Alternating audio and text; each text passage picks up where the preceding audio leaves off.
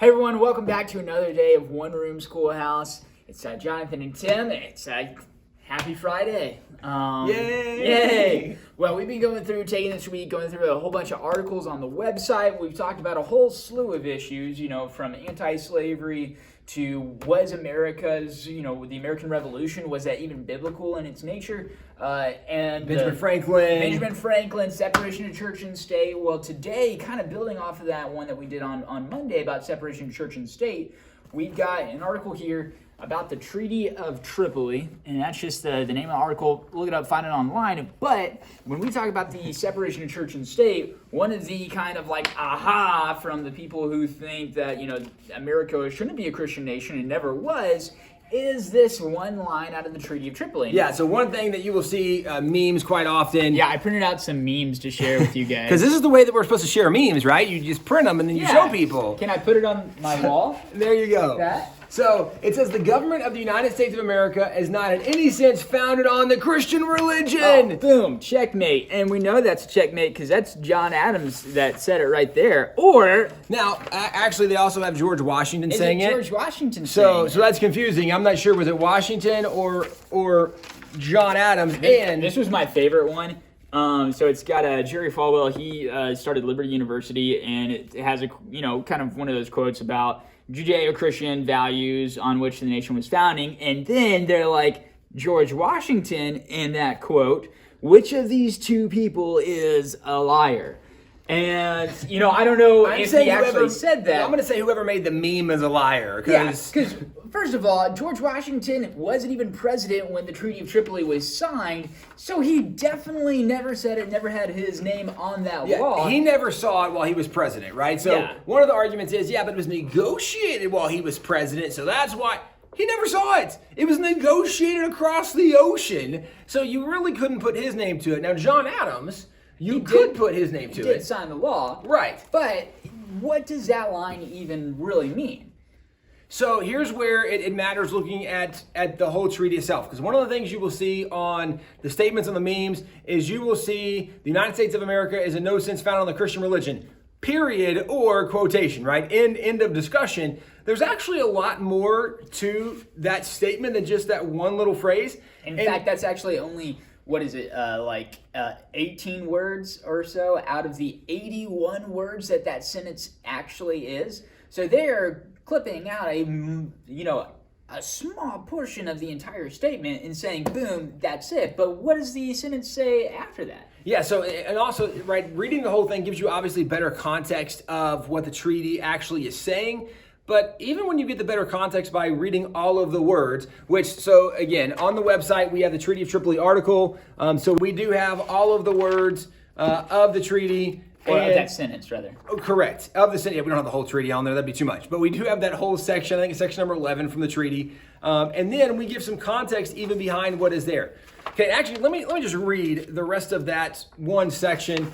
This is Article 11 of the treaty. We have it here in the article. As the government of the United States of America is not in any sense founded on the Christian religion, as it has in itself no character of enmity against the laws, religion, or tranquility of Muslim men, which are Muslims, and as the said states, meaning America, have never entered into any war or active hostility against any Mohammedan nation, it is declared by the parties that no pretext arising from religion opinions shall ever produce an interruption of the harmony existing between the two countries. Meaning that this treaty that was being signed was because there was a war going on, and they said, hey, we're not in any sense a Christian religion, as we have no enmity against the laws, religion, or tranquility. We've never done anything. The reason they say some context of even we're not a Christian nation in that has done this is because it goes back to the Barbary War. And in the Barbary War, there were nations from North Africa, Muslim nations, who had declared war on what they determined to be Christian nations. Algiers, Tunis, Morocco, Tripoli.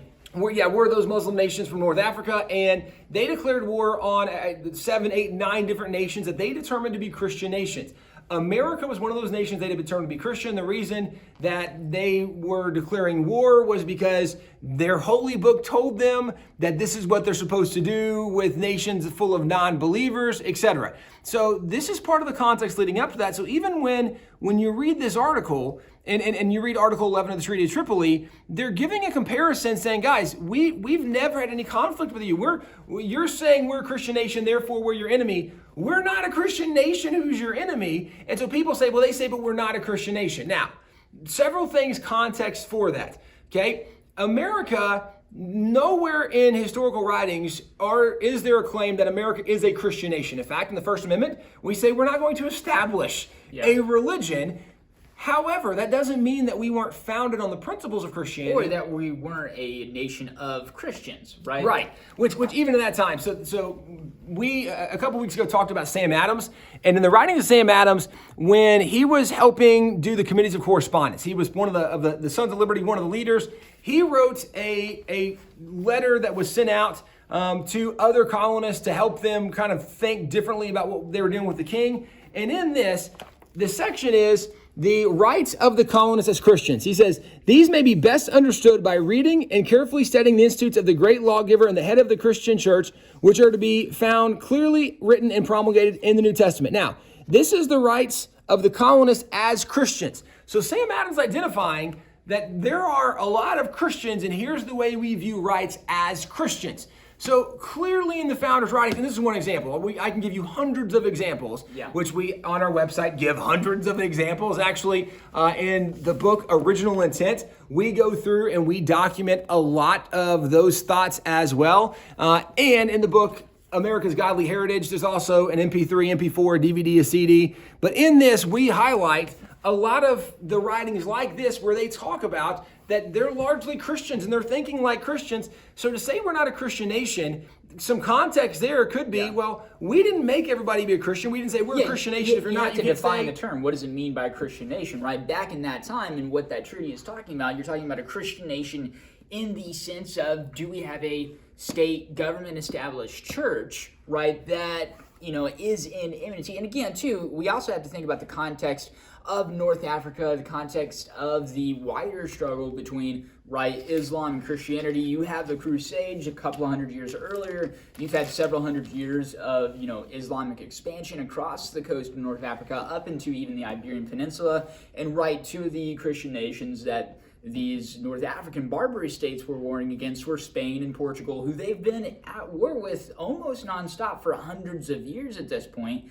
America's coming in and saying, look, your definition of Christian nation doesn't apply to us because we don't have a state-established religion, and two, we've never been at war with you. Yeah, we don't have enmity against you. Now, understanding a little bit more about some of the Barbary Powers War, this is a map from the 1780s. It shows you North Africa up here, and this is where a lot of the conflict was involved with some of the Muslim groups, and really, we call them pirates, or in some sense even terrorists, because they were terrorizing people on the ocean. What they would do is their ships would go, any sort of merchant ship flying the flag of one of these countries they had designated as a Christian nation, they would attack these ships, and largely unarmed ships, and they would enslave the sailors and then sell the sailors into slavery. And in fact, over the period of time of their kind of power, it's about 400 years, they sold over 1 million people, Christian sailors, and also they would do raids against the coast of Italy, Sicily, even the coast of Spain, and they would raid these coastlines and capture citizens, men, women, children, and then take them back, sell them into slavery. So this has been going on for hundreds of years. As kind of the context, and once America became its own nation, they started attacking American ships as well, which is why we got drawn into it. And so even understanding more of the Barbary Powers War becomes significant because at the end of the Revolution, when we've separated from Great Britain, we no longer have the British Navy to protect our merchant, our trade vessels. And so even at the end of the Revolution, we had merchant trade vessels that were being captured by these Muslim pirates from North Africa. And so some of this was already going on. In fact, a delegation was sent with John Adams, Thomas Jefferson to go try to figure out, negotiate what's happening. And as they negotiated, they discovered that the Muslims weren't doing this necessarily from ill will as much as their religion told them to. And this is actually in the writings. You can go back to Jefferson and Adams' writings. You can find this in their writings where they identify this is what they were told from this more or less Muslim ambassador, that our sacred text tells us, our holy book tells us, we're supposed to make war. And Jefferson couldn't believe it. So Jefferson actually gets a copy of a Quran, which in Jefferson's library, he actually has a copy of the Quran. It's believed that, I think there were two different ones he had, but it was believed the very first one he got was part of this negotiation where he wanted to figure out what was going on. And so from the midst of this conflict, this is a print of the very first Quran ever printed in the English language here in America.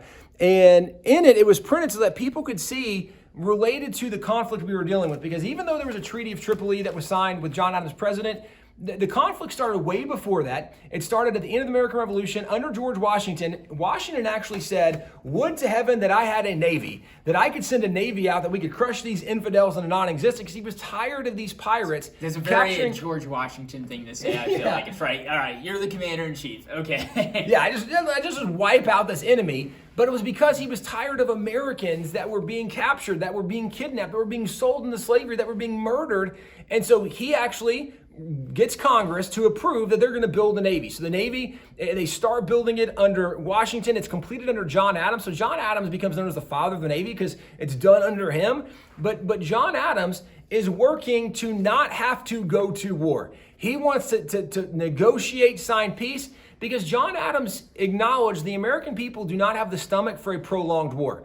And if we get into a war with these Muslim nations in North Africa, this is not going to be simply our ships against their ships. He acknowledged we're fighting more of an ideology than we just are some naval vessels, which is really interesting to think about, because it's something that we've seen even since the war on terror back in 2001, 9/11, where we thought, hey, let's go get rid of these bad players, these terrorists who are out there. And what we've discovered is that ideology is infiltrated and seeped into much culture in different nations in the Middle East. And it wasn't as easy as we thought, as just defeating a military here or there. Well, this is what John Adams acknowledged. I don't think we can just send our naval vessels to defeat a ship and we're done with this problem. So he wanted to negotiate a treaty. Now, the reality is the treaty wasn't effective. The treaty was violated, and they continued to capture ships. And the idea was that they wanted to get ransom money because it was going to help fund their nation and fund more of their voyages and more of their pirate ways. When Jefferson becomes president, they actually, the Muslim nations, and some of this you'll read in this article, and there's a lot of context in this article, so a lot of details in this article. But when Jefferson becomes president, the federal budget was having an allocated portion that was going to paying off these North African nations. Because what part of the treaties were, they said, well, if you will give us so much money, then we won't attack you anymore. Yep. And then underneath, Washington was about 10% of the federal budget was going to making these kind of blackmail payments. Adams was about the same, but when Jefferson gets into power, voted in, they actually bumped it up to about 15% of the annual federal budget. Yeah. That is unbelievable amount. And so Jefferson comes in and he actually campaigns on a motto of, millions for defense, not one penny for tribute. And so he takes the Navy and... Because, now, by the way, remember, the tribute is what we were having to pay to these Muslim pirates, these Muslim nations. We were paying a tribute because if we honor them with our money, they wouldn't attack us, was what we were told. And so Jefferson says, no, I would rather take all the money we're spending and even more, and let's send our Navy. I would rather spend all this money in keeping us free than having us be subjects where we have to pay all this tax money to these people. He understands that the course that they've been on has been ineffective in stopping the hostilities. So he sends the Navy, and he also sends, for the first time ever, the United States Marine Corps, which is where, if you're familiar with the Marine Corps, him right from the shores, from the halls of Montezuma to the shores of Tripoli, right? And Tripoli was one of the nations that they went to. So this is where they get some of their first nicknames, which we can go into at a different time. But that's kind of the wider context of the Barbary Pirates War and kind of the idea surrounding this Tripoli. And even the commander of the American forces at that time,